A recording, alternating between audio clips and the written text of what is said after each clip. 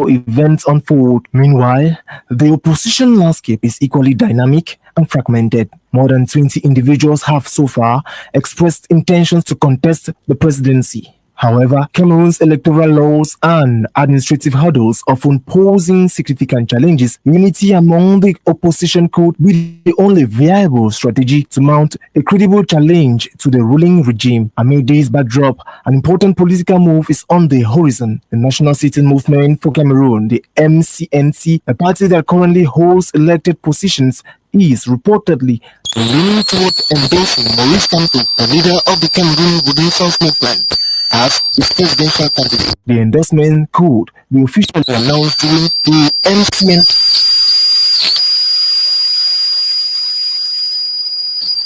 Kamto, who faced electoral setbacks and legal barriers in the past, a formal backing from another party with parliamentary could be a game changer. It may help him bypass technical disqualifications and present a stronger front on Cameroon's electoral front, which often favor established or regime-aligned parties. This move could also mark the beginning of a broader opposition coalition. While discussions among opposition groups have been ongoing, a consensus on a single candidate has so far remained elusive. A coalition rallying around Professor Maurice Kamto could potentially shift the political calculus, giving opposition supporters a unified platform to rally behind. Worth noting, political analysts warn, however, that time is running out.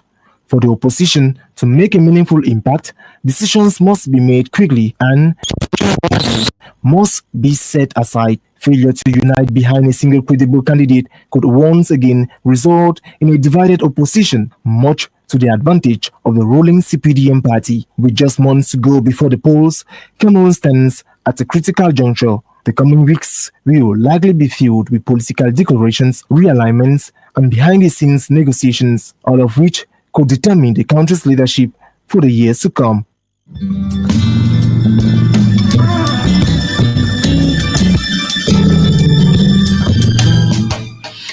And that was Fru William there with the political rundown of the program this day. And as Sharon Salzberg put it, voting is the expression of our commitment to ourselves, one another, this country, and the world. And that is what we are talking about on a presidential echo, because as I told you a while ago, we receive candidates who are running up for the October 2025 presidential polls. And ladies and gentlemen, remember, today our guest will be Jacques BOUGHA HAGBE of the Cameroon movement. He is an independent candidate. But then, who is Jacques BOUGHA HAGBE? Hervé Perkins-Moukouri gives us his profile. Jacques BOUGHA, le pari technocratique pour un Cameroun nouveau. À quelques mois de la présidentielle camerounaise de 2025, un nom émerge avec force en dehors des sentiers battus de la scène politique. Dr Jacques BOUGHA, candidat indépendant, économiste de haut niveau et ancien cadre du Fonds monétaire international FMI, il incarne une rupture assumée avec le système misant sur une gouvernance rationnelle, inclusive et moderne. Né le 30 novembre 1974, Jacques BOUGHA a bâti une solide réputation dans des cercles économiques internationaux. Ingénieur diplômé à l'école centrale Paris, il obtient ensuite un master en économie à l'université McGill au Canada, avant de décrocher un doctorat à l'université Cornell aux États-Unis en 2002. Son expertise le mène à une longue carrière au sein du Fonds monétaire international où il travaille notamment sur les politiques budgétaires et monétaires jusqu'à devenir représentant résident en Haïti. Ce bagage technocratique rare dans le paysage politique camerounais constitue l'un des fondements de sa candidature. Dans son essai politique de plus de 500 pages, Cameroun, proposition pour un nouveau départ, Jacques BOUGHA expose une vision claire et pragmatique. De la reconstruction nationale, il y développe 6 piliers de développement durable, axés entre autres sur la réforme fiscale et la lutte contre l'économie informelle, la modernisation des infrastructures économiques, la promotion de l'éducation, de la santé et du capital humain, l'inclusion sociale à travers des filets de protection ciblés et une décentralisation réelle pour mieux gérer les spécificités locales, notamment en zone anglophone. Son programme se distingue par son ancrage dans des modèles économiques éprouvés et par une volonté affirmée de sortir des logiques clientélistes. Dans un contexte dominé par la longévité politique de Paul Biya, président depuis 1982 et candidat à un 8e mandat du haut de ses 92 ans, l'entrée de Jacques BOUGHA marque un tournant. Il incarne une alternative sérieuse face à une opposition fragmentée représentée entre autres par Kaba Libé et Akeremuna. Son profil attire particulièrement la jeunesse de plus de 60% de la population camerounaise en quête de figures neuves, compétentes, capables d'offrir une gouvernance basée sur les résultats et la transparence.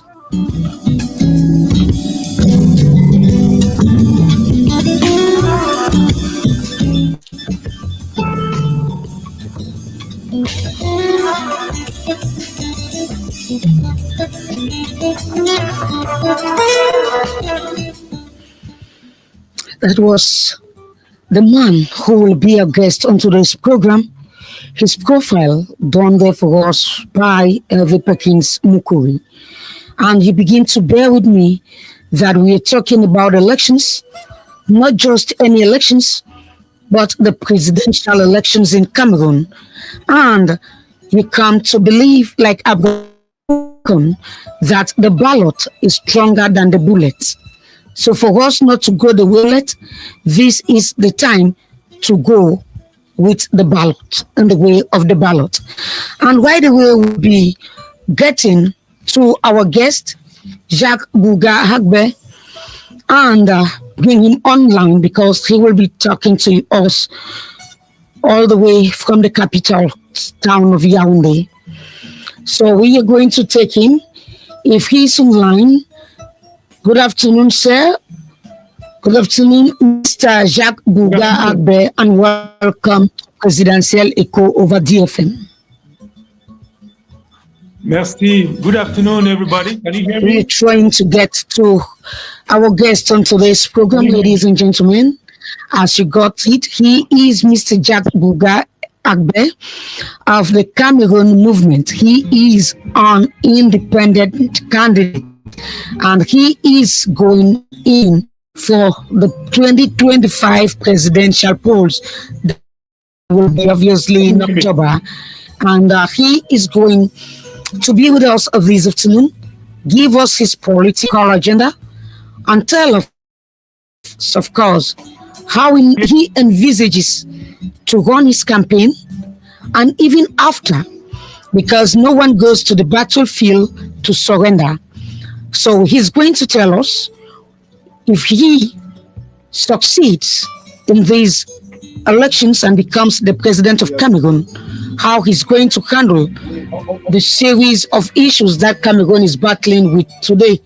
You got it all, that he is a seasoned economic guru, a member, somebody who has been a top-notch staff with the that is International Monetary Fund, the IMF. It means he has a seasoned economic and financial mind.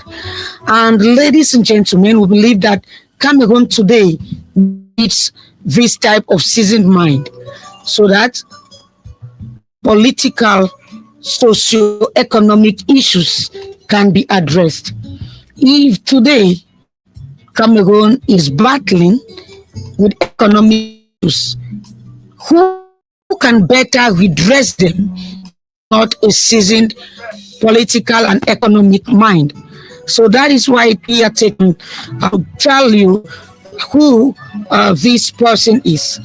Jacques BOUGHA HAGBE. He is of the Cameroon movement, independent candidate. Good afternoon, Mr. Jacques BOUGHA HAGBE, and welcome to DFM. Good afternoon, Mark. Good afternoon to you. Yes, I hope you are getting us 5 on 5. This is Presidentielle Echo. Thank you. Thank you for having me. Okay, so I will go straight because our listeners are itchy to know what is the Cameroon movement and what are the core principles and long-term objectives for Cameroon. Well, thank you again. Your listeners and my fellow Cameroonians must know that our country can develop very quickly. But for this to happen, we need to implement significant reforms, especially on the economic front. My proposal on the economic front aimed at boosting economic growth through 6 areas. First of all, we have to strengthen or in general enhance our human capital. I plan to do it through specific reforms on education, the health system, but also through a Pan-African university that we can discuss later. On the second axis of intervention, we have to build a nation according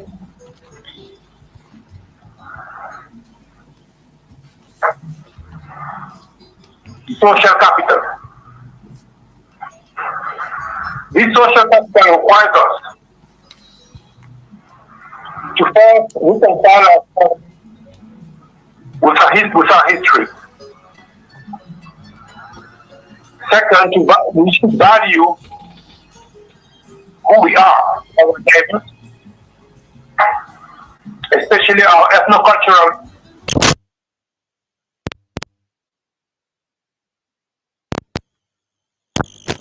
body. And fourth, we should have policies that facilitate our ability to live together. Policies. So this will allow us to build a nation. We need a nation. We need a nation. We need a united nation. To rebuild our country and promote growth. The third aspect of intervention to promote growth is physical capital. I'll do specific reforms to facilitate financing mobilization, but I will also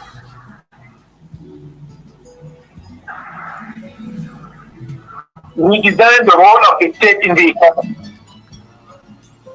We're going to discuss all this later. And I believe we need specific policies for small businesses. Small and build capital. The fourth aspect of intervention is the macroeconomic environment. On this front, I will implement clear where the state will return to 5 to 6 sectors, which are called growth, culture, social sector. There I'm going to put a lot of justice, an efficient justice system, security, and defense. These will be the 5 areas where the government will intervene. And the other areas will be left to specific new entities that are called people's enterprise. I will also implement policies to support competition in our economy. The 5th area in my platform to boost growth is the political environment.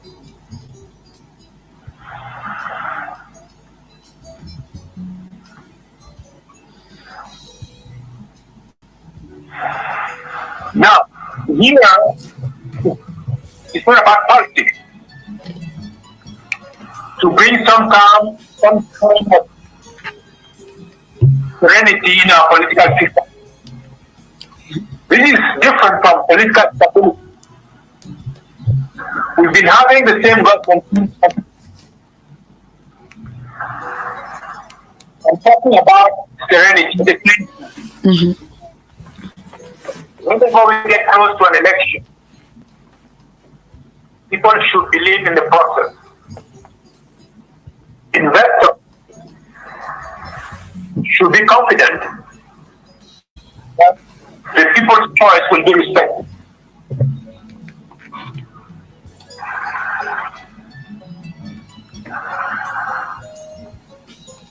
On this specific issue, I'm going to remove the entire electoral process from the hands of the government. To bring it back in the hands of an independent Supreme Court, which will have enhanced power to not only control the whole electoral process, from voter registration to the proclamation of results, but also will have the power to impeach the president in case he violates certain articles of the Constitution of the movement, including all articles related to OBR is the last of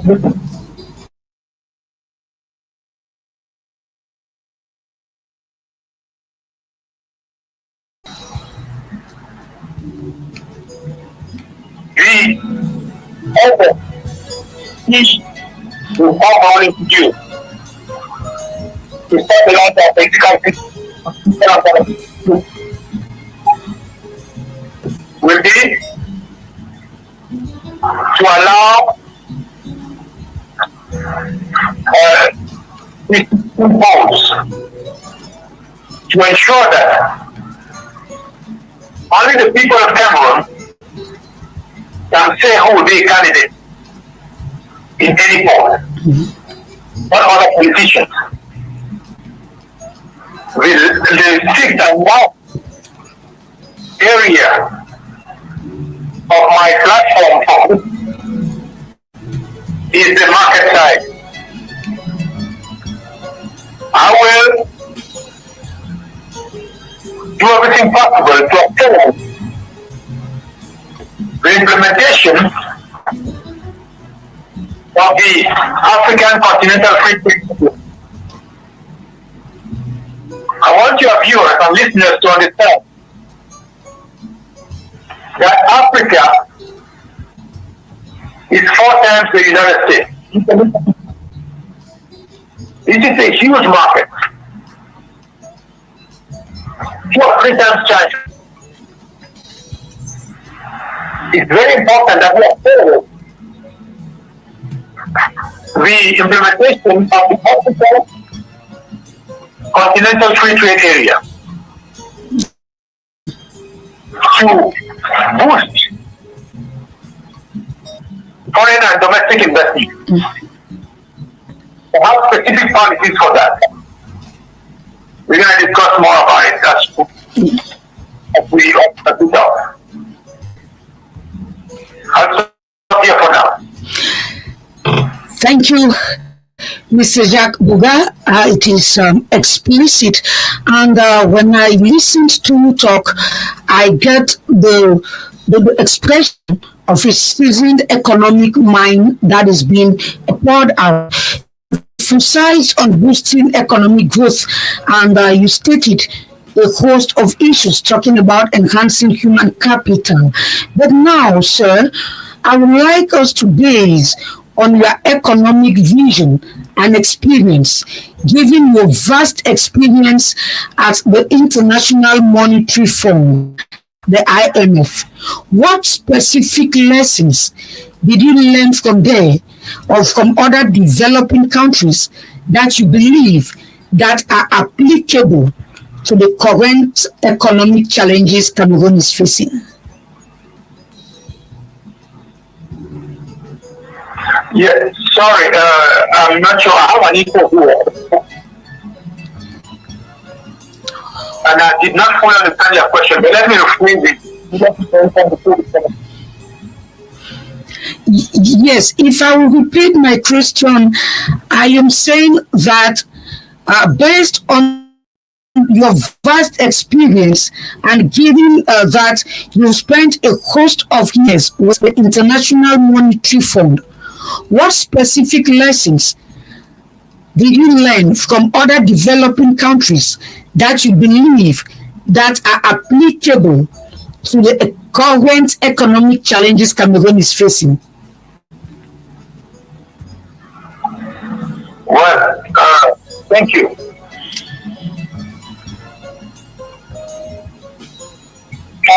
I think that one key lesson I learned from other countries is that economic development cannot come from above.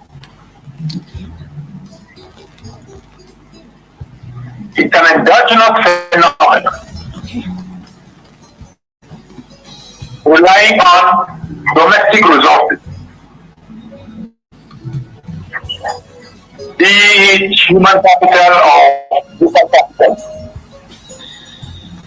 as well as policies. Policies must be homegrown.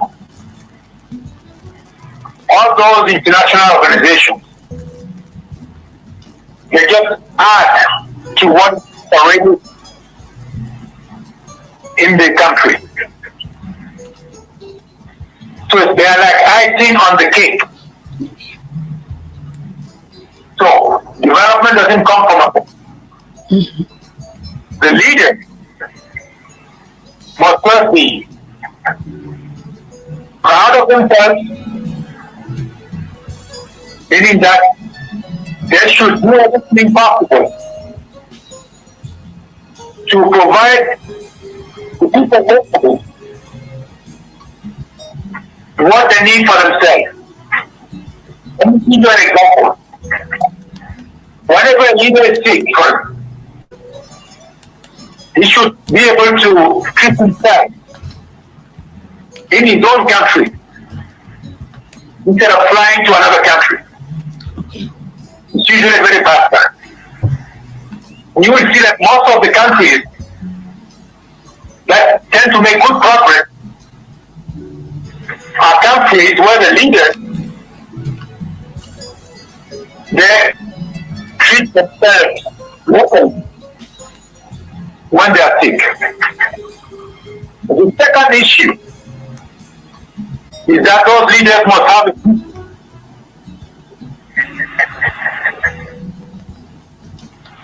a vision for their country.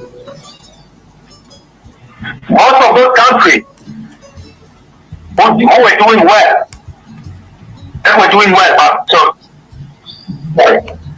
when those that had a vision themselves, and they were just implementing it, and we there as IMF economists, we were just giving them some elements of our international experience, which again was just icing on. The third thing I noticed among those leaders, they were results oriented.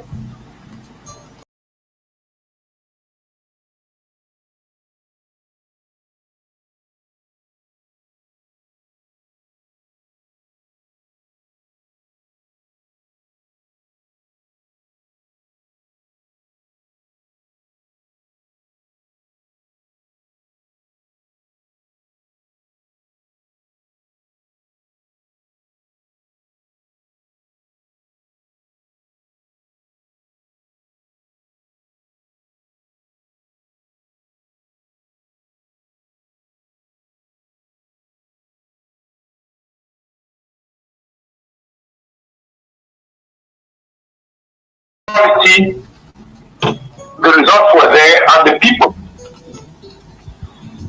could see exactly and what the promise was.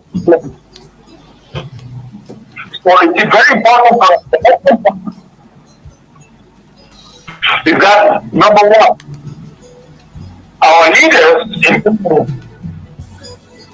must be proud of themselves. They should try to cure themselves in Cameroon when they are sick. For this to happen, they must have top-notch hospitals in Cameroon. They should not fly abroad whenever they have a small medical. This is what I will do as your host. I will lead by example. Okay. In building that pride for our nation. The second issue, the leaders of Cameroon must have it. This is the vision I propose. So basically what you see here is just a summary of my vision for Cameroon. The whole vision is detailed in a book titled Cameroon, K-A-M-E-U-R-U-N,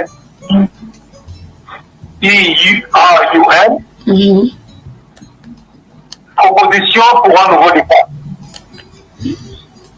Unfortunately, it is still in French only. Okay. But as soon as possible, an English version will be available. Okay, that's good. We apologize to our fellow brothers and sisters of the Anglophone community. The English version will be ready. That vision is clear and very good. It's a 500-page book that details everything that and this is the vision I will implement as your president. Number 3, I will be a result of it. This is what I will introduce in the Constitution, a presidential work plan that will be evaluated every 6 months by an independent agency that will be created in the Constitution. So every 6 months, the president will set himself for his government specific targets to reach, for example, the number of schools, number of kilometers of road, number of hospitals, and so on. So every 6 months, that agency will prepare a report to check if the president has achieved his objective or not. So this will make up our leaders, the president himself, and his government, put their mind on the results they are achieving for their people. So this is what I basically learned from my experience. Not all countries were implementing this kind of approach. When I noticed most of them were implementing it, or being close to implementing it, usually have the best results of all countries that are visited. Okay. Yes, Mr. Jacques BOUGHA, it is very enriching listening to you reveal to us your political plan, that is your ambitions. You hit on the fact that it should be a country, Cameroon should be a country where leaders should have themselves cured or treated at home, that is in their country, and not go abroad. And you came to this issue of let the leaders promise and let the people see the promises concretized. do you believe that because today Cameroonians are fed up with this issue of promise and fail, and now you want to introduce a presidential work plan so that the president can be evaluated every 6 months? Good and fine, Mr. Jacques BOUGHA, but what about the ministers, or let me say the ministerial departments? Because in Cameroon, it is common to hear that the president is not failing, but his entourage is failing. This entourage concerns the ministers, and that is why this issue of promise and fail has become a cankerworm that is beating deep into the fabrics of the Cameroonian society. When we look at our road network, we understand that the different compartments and departments are the type of promise and fail. How do you intend to handle this?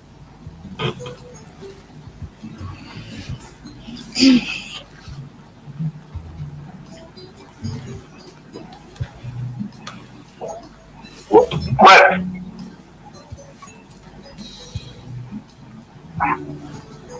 You say we are getting when I talk about the presidential work plan, this is a work plan that will involve the president and all his ministers. Okay. The president will sign it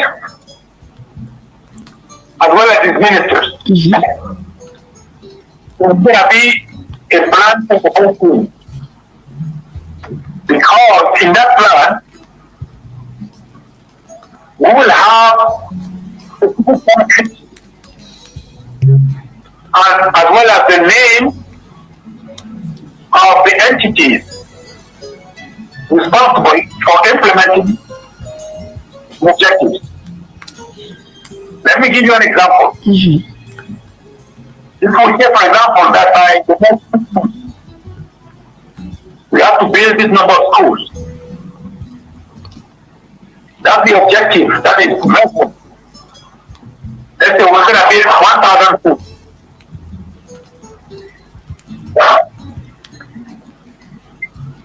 Those objectives will be implemented by an entity. For example, called the Ministry of So this will mean that this objective, the person responsible, is the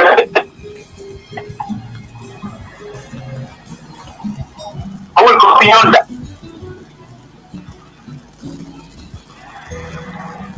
I will organize basically each objective, the specific outputs that will be involved. If, for example, we are talking about building schools,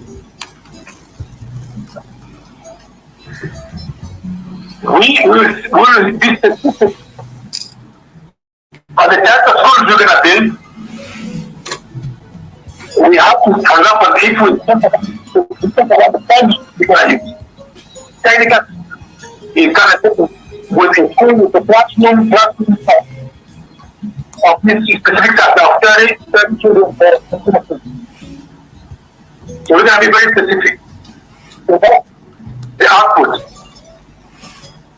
And then we're going to identify the activities that will lead to the building of this output. And then for each activity, we will identify the human and financial resources that will be required to implement the activities successfully. So the presidential work plan will be very specific, and it will have to accompany annual budget laws, which will no longer be adopted without the presidential work plan next week. this is how we can afford our country into a results-oriented country. And the minister, along with the president, therefore, is jointly responsible for the implementation of that presidential work plan. Okay. We will no longer have separation between the ministers and the president. Thank you. Thank you so much. And I think I will take this question, Mr. Bougha, and when we take it, after you give us the response, we'll be listening to the voice of the people, those in Douala who know Mr. Jacques BOUGHA, those who don't know him, and what they think he can do.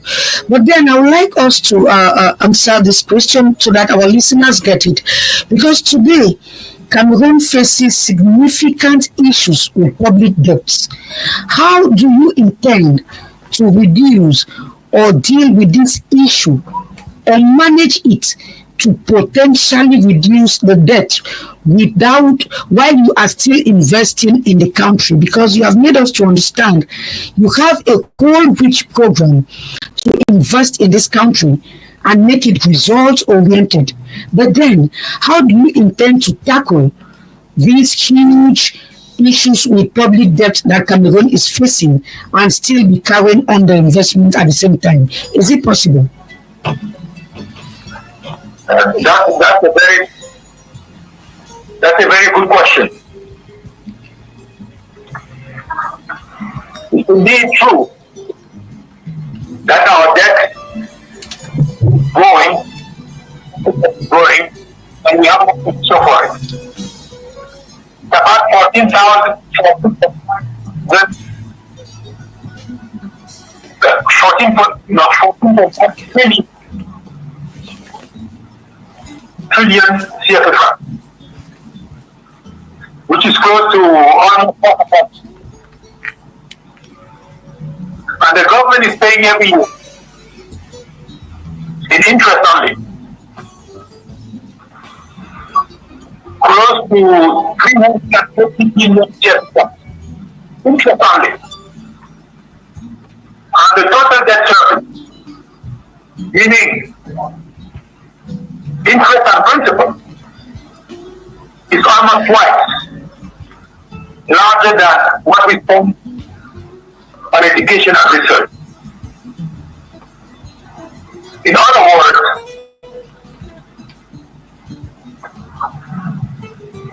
the amount of money we are wasting because of our policies of borrowing is twice bigger, is twice less than what we spend on our children education only. This is clearly not sustainable. These are not good policies. And I intend to put on to it. This is how I will develop all our 58 divisions at the same time. Because I will not be the president of what I call the Republic of Douala and 𝐻𝐻. Okay. I will be the president of our 58 divisions. And I will develop them all at the same time. This requires humongous amount of investment. I did some basic law just for the electricity sector. If I want to bring good quality electricity to each Cameroonian, who has 7 million Cameroonians, have to have an installment of 1 kilowatt per inhabitant per Cameroonian. This means that for the whole country, I'll have to to have in place 30,000 megawatts of capacity. 30,000. Right now we only have less than 2,000. We need more than 2,000 megawatts of power. Installing 1 megawatt of power requires around $2 million. So if you do the math, investment in that area is close to $6 billion, meaning 37,000 billion or 37 billion. This is 5 times the total budget of the government for 2020, because it is around 7,000. It's around 7 trillion. So here you can see the numbers are really large compared to what the government can do. Same for the road network. The standards for roads in developed countries is about 1.5 of roads per square kilometer. That's the minimum for them. 5 kilometers and 4 kilometers of road per square kilometer. This is for developed countries. Now, to reach the standard for developing countries, that is recommended by the Water, you have to reach 0.5 kilometers of roads per square kilometer. In the case of Cameroon, it means that you have to reach 228,000 kilometers of roads. Listen to me very carefully. I'm guessing you. 8,000 kilometers of roads. We only have 10,000, right? So if you, let's say you put a kilometer of roads at $1 billion CFA, actually it's half of that, but we don't have people for destroying their home from. Let's put it to 1 billion. You need 228 trillion CFA. 228 trillion CFA to get that network.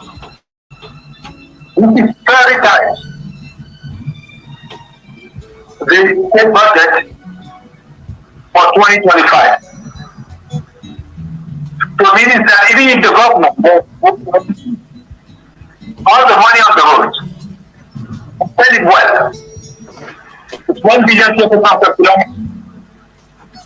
Not what we're having in Houston. Invested money or overcharging for cost. Let's talk about that later. The government will have to keep for 40 years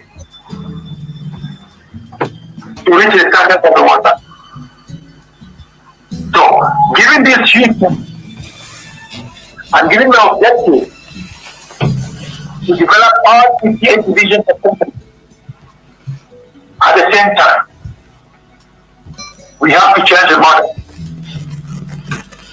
This is why we're creating the constitution, a new type of entity that will replace public enterprise.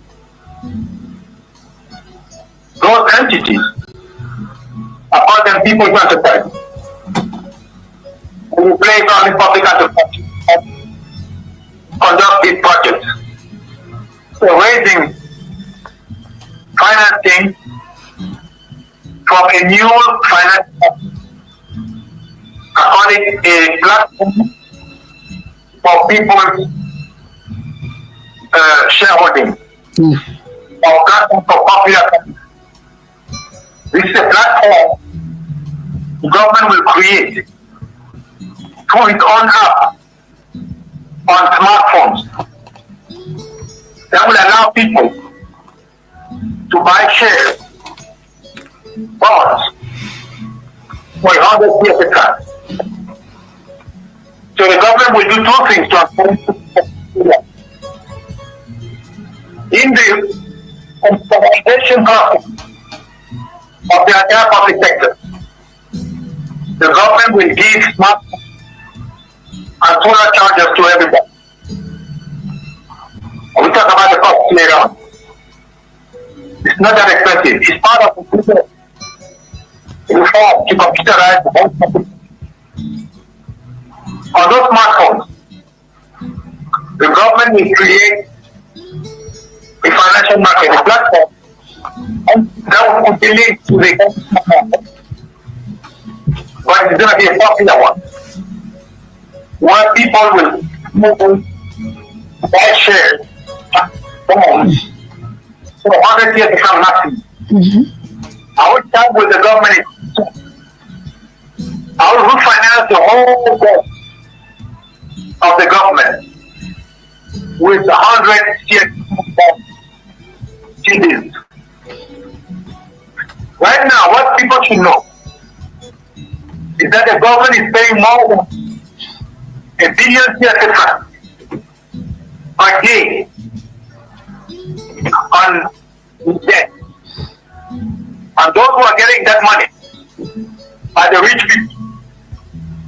Because right now, to buy a TV, you need at least $1 million. And you need to have a specific account on the bank with a minimum balance on the account of 15 million CFA. Not everybody can afford it. And this actually is not good for the government and it's not good for the people. So, what I will do, I will issue T-bills not exceeding 100 and refinance all these debts to repay all these rich people so that the interest the government is paying right now will go to the poor. The average should be at 2%, which will boost our economy. So with this, I will create an incentive for people to use that financial market because they will be getting interest from the government through the TV. And I'll pass a law requiring the government to limit the price of TVs to 100%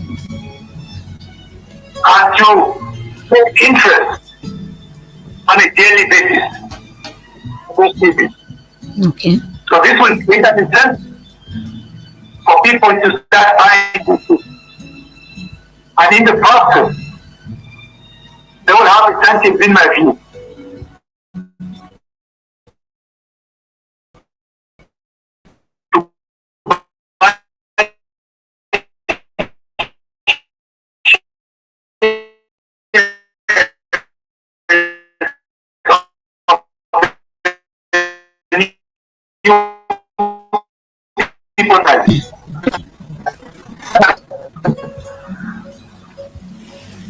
That's a lot of money.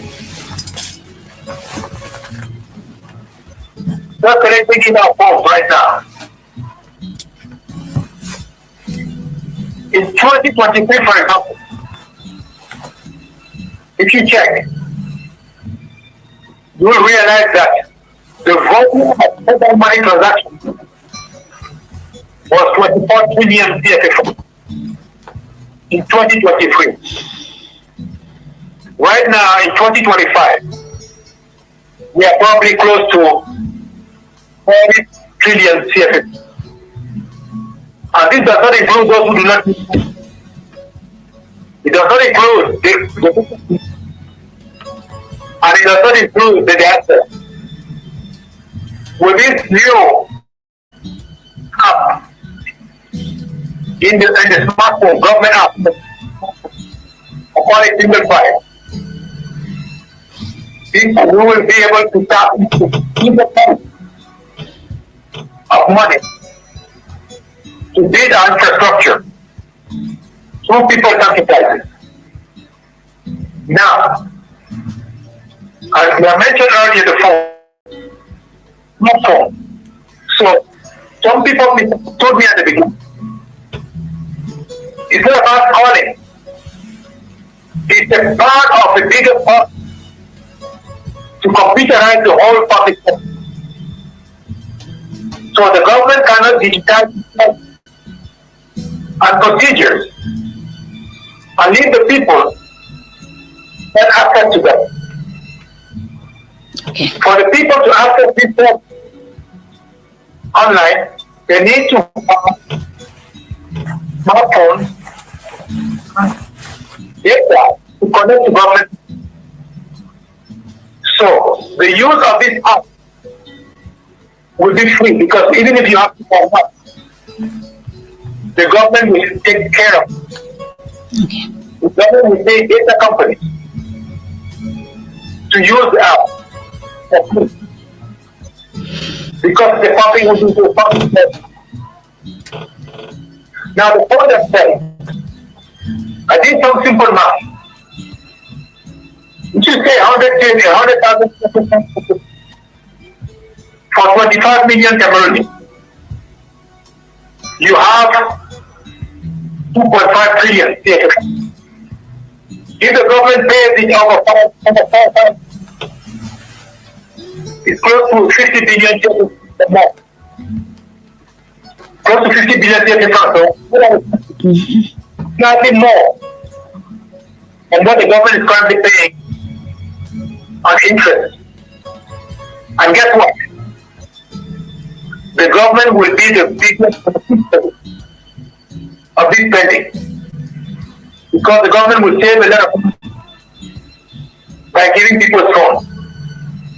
For example, polls could be done online, because the app will have a facial recognition that will allow people to vote online with them. And the vote will be easy in 6 months.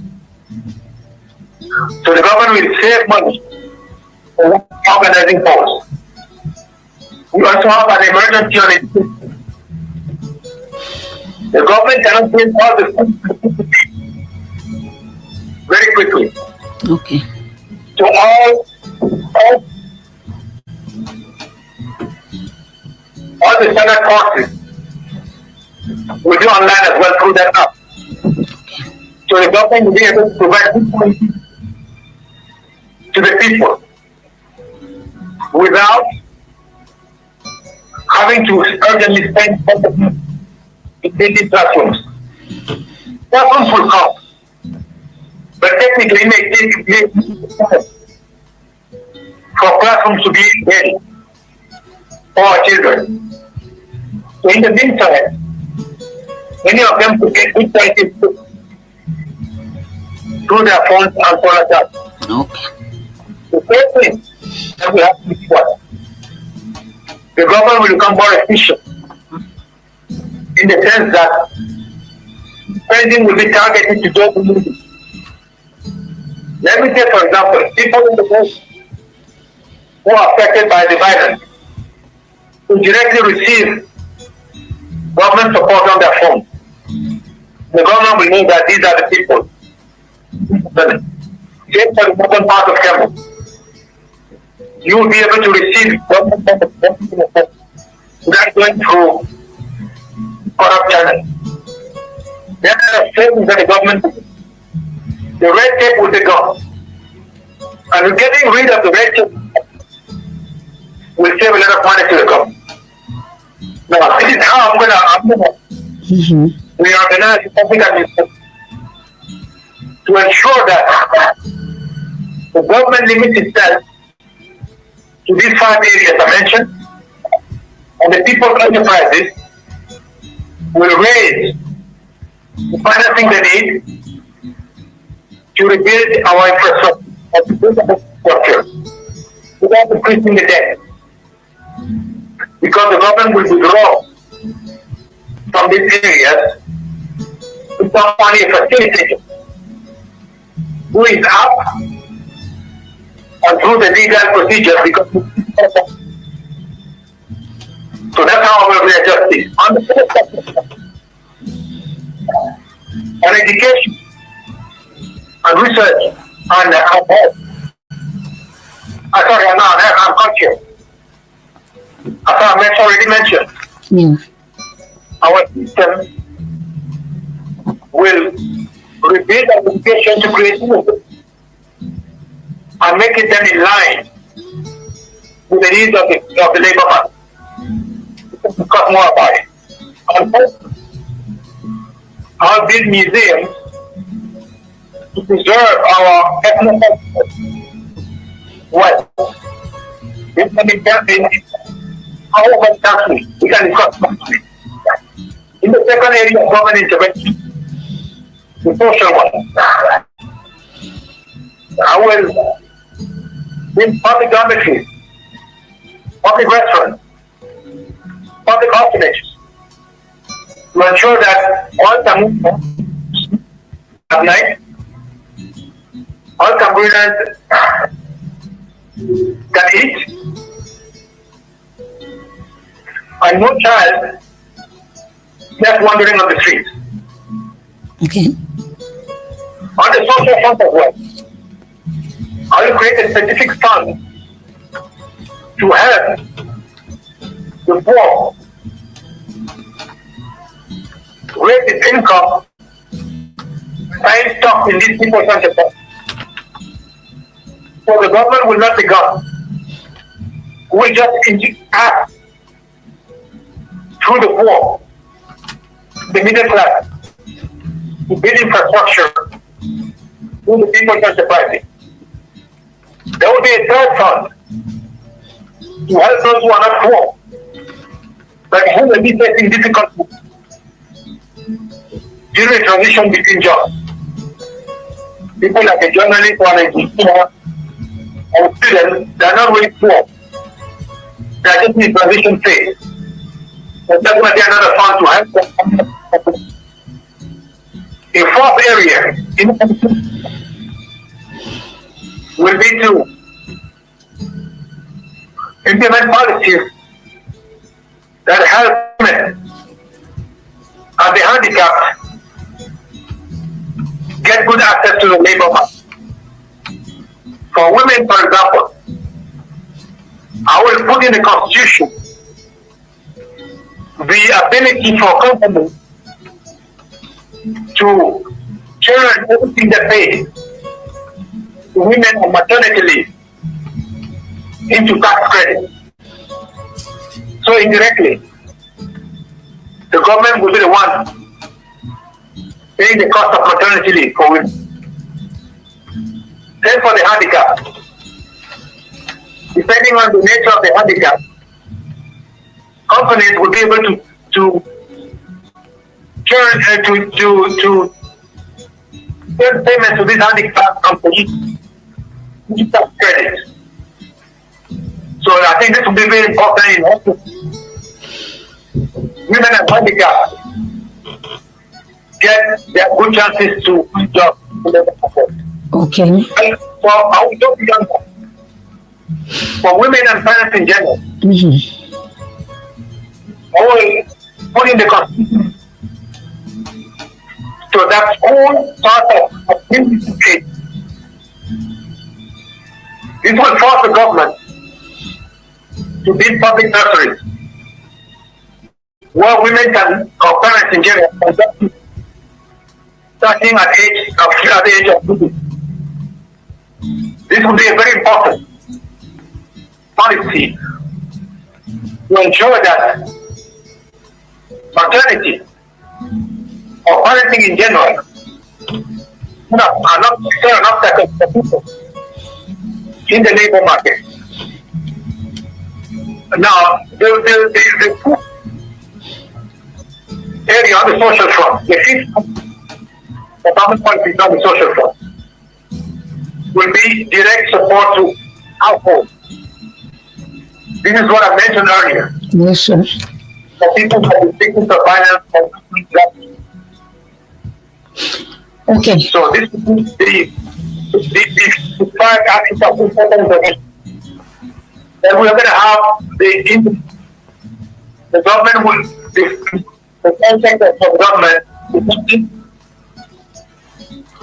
security and defense.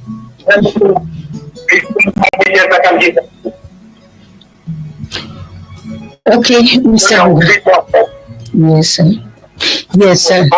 I think we have heard from you, and as I said, we are going to have a vox pop that our listeners will say whether they know you or not. Monsieur Jacques BOUGHA, il a parlé d'une création d'un marché financier. Ça sera sur les téléphones mobiles, parce que lui, le Cameroun Movement, il a pour intention de mettre en sorte ou de faire en sorte que tout Camerounais pourrait quand même investir les actions, peut être actionnaire, parce que selon ce qu'il dit, c'est clair aujourd'hui qu'au Cameroun, les riches continuent de s'enrichir alors que les pauvres s'appauvrissent davantage. Donc, il compte implémenter une politique qui va favoriser les femmes et les handicapés pour avoir assez facile dans le marché d'emploi. Il dit bien par rapport au congé de maternité et le jardin d'handicap. Voilà, donc il a tout un plan, un programme pour que le Cameroun change. Il a dit, le développement ne vient pas d'ailleurs, ça doit venir par nous-mêmes. Pourquoi les leaders doivent sortir pour aller se faire soigner ailleurs, alors qu'ils disent qu'ils ont des hôpitaux qualifiés ici au Cameroun? Voilà donc son plan. Il compte tout changer. Il dit les promesses qui ne sont pas concrétisées avec le Cameroun Movement.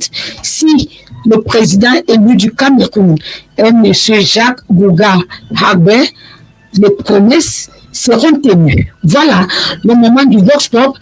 Que pensez-vous de M. Jacques BOUGHA? Est-ce que vous le connaissez? Christian a baladé son micro et il a eu ses réponses dans les rues de Douala. Monsieur, ne quittez pas. Écoutez. Pour le connaître, je le vois avec le fait, moi je le connais, quand il a parlé de son projet, on explique, nos situations, et les gens comme ça, les gens qui vont prendre leur parti, après aller prendre l'aide. Dans tous les cas, on fait avec celui, le meilleur ici, celui avec qui on pense que ça peut arriver. Pas moi, je veux que le Cameroun soit bien, c'est tout pour moi. J'ai déjà signé, j'ai entendu parler de lui, mais je ne l'ai jamais vu. Donc, j'entends souvent avec les gens, les autres, je veux que lui mette le Cameroun à l'aise. Mais pourquoi il doit le voter? Si peut-être il doit, si ça doit être possible, il doit le voter. Je ne veux pas donner mon point de vue. Un seul pas le pas, il est capable, pardon. Ce qui est sûr, c'est que la majorité des gens qui ont le pouvoir, ça va passer. Personnellement, je me connais plus. Je veux que le peuple que les jeunes, il faudrait qu'ils soient un peu plus sérieux parce que les jeunes aujourd'hui sont beaucoup trop désintéressés. C'est-à-dire, quand même, quand je ne regarde même pas les informations, donc, s'il veut être connu un jeune, il peut beaucoup plus se lancer sur les réseaux. Et le problème, c'est de ce qui les concerne directement, les problèmes liés à la jeunesse. Moi, je ne le connais pas. Moi, actuellement, ce que la majorité des Camerounais désirent actuellement, c'est quelqu'un qui est vraiment impliqué, sur la communauté. On a besoin de quelqu'un impliqué, en fait, c'est juste ça. Quelqu'un qui sent vraiment que il a le désir profond de faire vouloir notre communauté. Quand je parle de notre communauté, je parle de notre pays, je parle pas seulement de Yaoundé, mais de tout notre pays.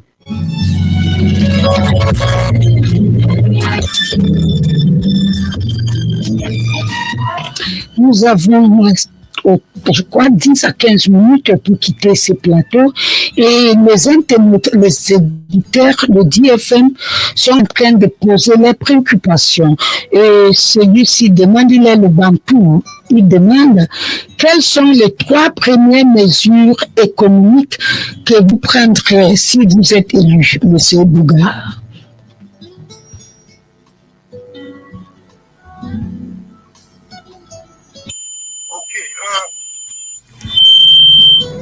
trois premières mesures économiques.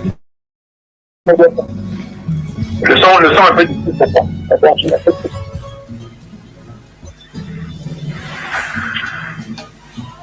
Les mesures économiques vont concerner le secteur public et la population en général. Pour le secteur public, je mettrai sur pied une politique salariale transparente et unique pour toute la fonction publique. J'indexerai les salaires de la fonction publique sur ceux du secteur privé auprès des enquêtes transparentes sur le niveau des salaires du secteur privé. En responsabilité égale. Quelqu'un qui est dans le secteur public aura 80 à 85% de ce qu'il aura gagné moyenne s'il était dans le secteur privé. Ça, c'est la première chose. Je pense que efficacement la corruption, dans le secteur public surtout, pour commencer par les niveaux des salaires. Ils sont extrêmement bas. Ça, c'est en gros pour le secteur. Pour le secteur, pour tout le monde en général. Je lancerai la distribution des smartphones avec cette application dont je vous parle, le fichier unique et le chargeur solaire. Il faut que les gens comprennent. Pour lancer le processus des services de l'État. Une fois on lance cela, on met le téléphone et l'application dans le téléphone sont prêts. Il y a les codes sources qui sont déjà de l'État conjointement utile. Et mettre les applications à jour pour puis pour la politique financière. La lettre de l'État. Ce sera un peu ça là, une construction économique. Informatiser tout le secteur public, y compris en commençant par le téléphone à toute la population. Je dis déjà, c'est la première chose qui pourrait parler à cette compagnie pour que tout ce qui peut. Et l'État va les payer sur plusieurs mensualités. Ce ne sera pas long. C'est plus de 50 milliards par mois. Parce qu'avec ces téléphones, il fait que les coûts de l'État vont être réduits. Il faudra dégager les ressources pour d'autres projets de l'État. La deuxième, c'est une grande mesure. La troisième sera justement le processus de départ de l'État de l'économie. Toutes les entreprises publiques seront transformées en entreprises populaires. Et certaines entreprises publiques créées comme l'énergie, l'eau, le relogement, le logement, seront confiés à des entreprises populaires, dont l'État restera présent de manière indirecte à travers les pauvres notamment. L'État va aider à acheter les actions d'entreprise. Bien sûr, il y aura également, au-delà des trois, peut-être qu'il faut en parler, je mettrai une commission d'architectes urbanistes qui va refaire le plan d'organisation des propos. Selon le modèle, bon, il faut qu'on lance rapidement le désenclavement total à travers je pense un axe routier qui voit dans tous les, au moins 6 voies dans tous les sens. Il va de l'extrême sud à l'extrême nord et de l'est à l'ouest, c'est un axe routier de très très large qui vont permettre d'attraverser tous les arbres qui vont tous les sens. Et à l'intérieur de cette date, il y aura les zones industrielles un peu partout. Donc je vais créer au moins une zone et un pôle urbain dans chaque département. Ok. Voilà pourquoi je vous dis, je vais développer tout le Cameroun en même temps tout le département d'un cas. Je ne veux pas privilégier Douala et Yaoundé. La République de Douala est indéfinie.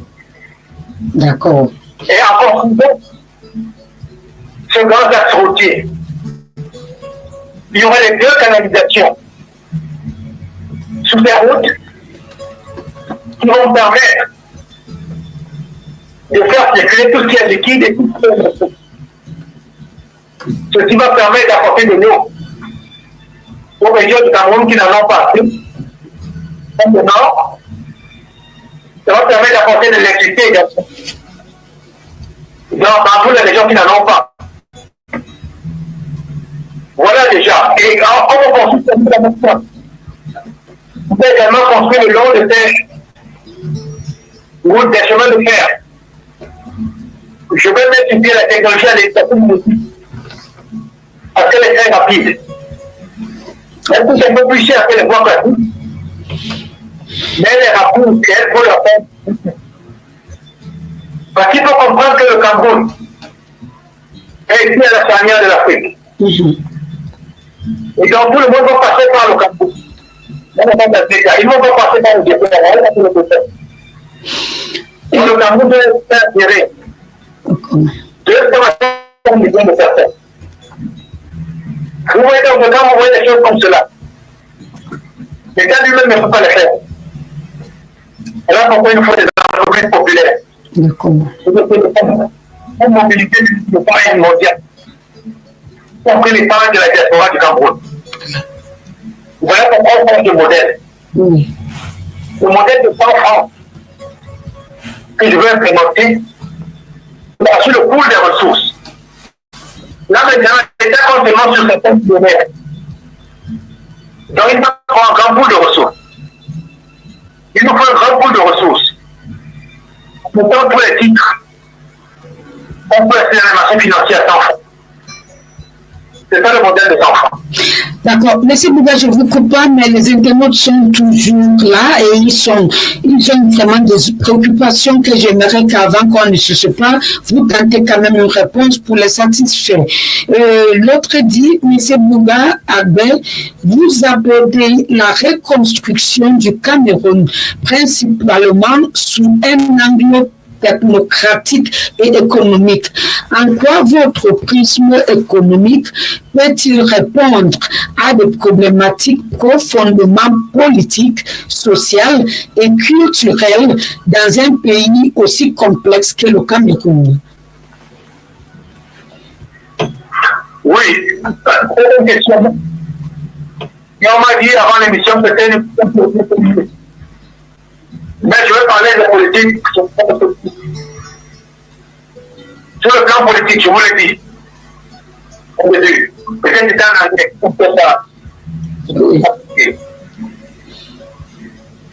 Je vais attaquer la sérénité dans notre environnement politique. La sérénité est différente de la stabilité. On a le même régime depuis 1960. Donc il y a stabilité. Mais il n'y a pas de sérénité. Parce qu'à la veille de cette élection, les gens pensent qu'ils auront tremblement de terre. Les investisseurs arrêtent d'investir. Le Camerounais se regarde en chien de faïence. Ils vont enlever tout ça. On va. Donnez-moi le son.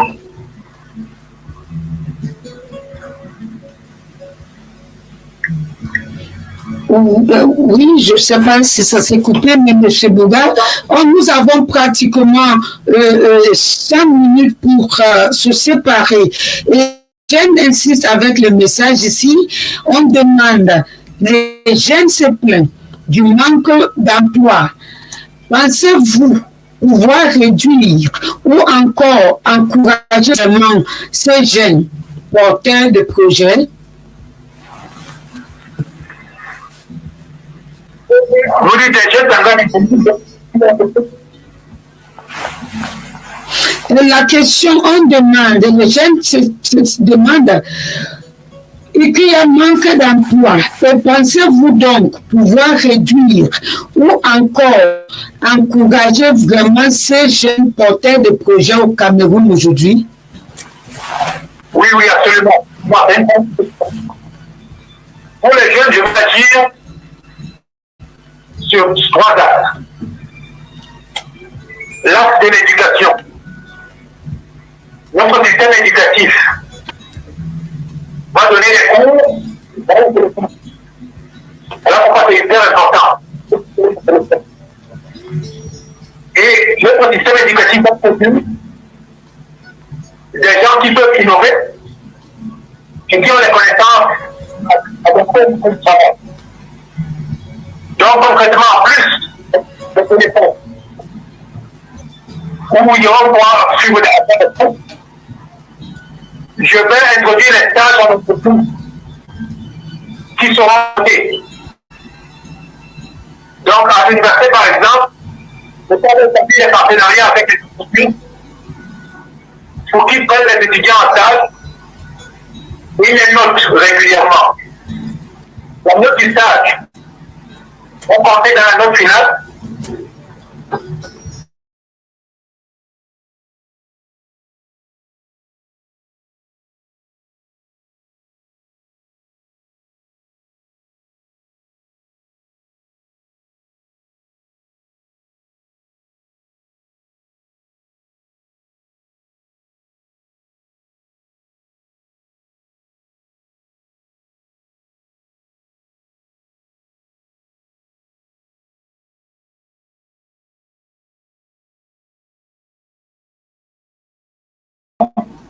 Pour gérer le marché de l'emploi. L'une des raisons pour lesquelles les jeunes ont le courage, c'est très souvent parce que soit ils ne sont pas le marché de l'emploi, ou alors ils n'ont pas eu le temps d'avoir les compétences pour passer du temps.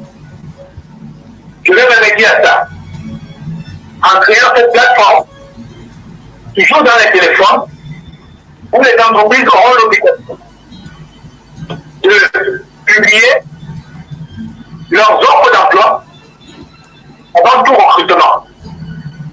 Donc les jeunes seront ce que les entreprises sont en train de demander. D'accord. Comme nous avons juste 3 minutes pour se séparer, ça a été un grand plaisir pour partager votre vision avec nous, avec nos auditeurs. C'était tellement enrichissant. J'aimerais que vous nous donniez votre dernière phrase, parce que les auditeurs là, ils sont là, ils vous écoutent. Je demande à tous les auditeurs de ne pas se décourager. Allez prendre votre carte électorale et prenez les dispositions pour vous faire en octobre prochain. On va changer ce pays. Que le président vienne soit candidat ou pas, le pays va changer. Mais pour que ça change, il faut que vous alliez voter. Il faut que vous surveillez votre vote. Je serai présent dans tous les bureaux de vote du Congo. Mais à travers des représentants. On va communiquer là-dessus. Nous devons surveiller les bureaux de vote. Et nous devons encore tous les PV. D'accord. Les bureaux de vote. Merci beaucoup. Le Cameroun va changer en octobre. Nous devons faire tout ça. Do not get encouraged. We're going to change something. You be proud of your president. Thank you so much. Vote up to Brexit. And what to you in Brexit. Merci énormément, Monsieur Jacques BOUGHA HAGBE, d'avoir été de nôtres aujourd'hui sur présidentielle éco d'IFM 103.9. Aujourd'hui, au Cameroun, il y a la stabilité, mais pas la sérénité. Voilà vos mots qu'on retient. Et que vous serez un président de tout le Cameroun et tous les Camerounais. Et pas le président de la République de Douala et de Yaoundé. La récréation va finir avec vous. Merci beaucoup. À la technique, Christian Latibouda, transmission digitale Chalimanga, pour la réalisation Hervé Pekins Oukouri et Joël Elenara, pour le round politique, Frou Williams, et le voix sport a été Christian Ekwala. Rappelez-vous, notre invité aujourd'hui, le candidat présidentiel pour les élections présidentielles de octobre 2025, c'était M. Jacques BOUGHA, le candidat indépendant de Cameroun Movement. Au micro de présentation, je suis Saline Dolo. Je vous donne rendez-vous jeudi prochain. Présidentielle éco 2025. Même 13h30, 15h. It's always been a pleasure being with you. Continue listening to programs over DFM. Good afternoon.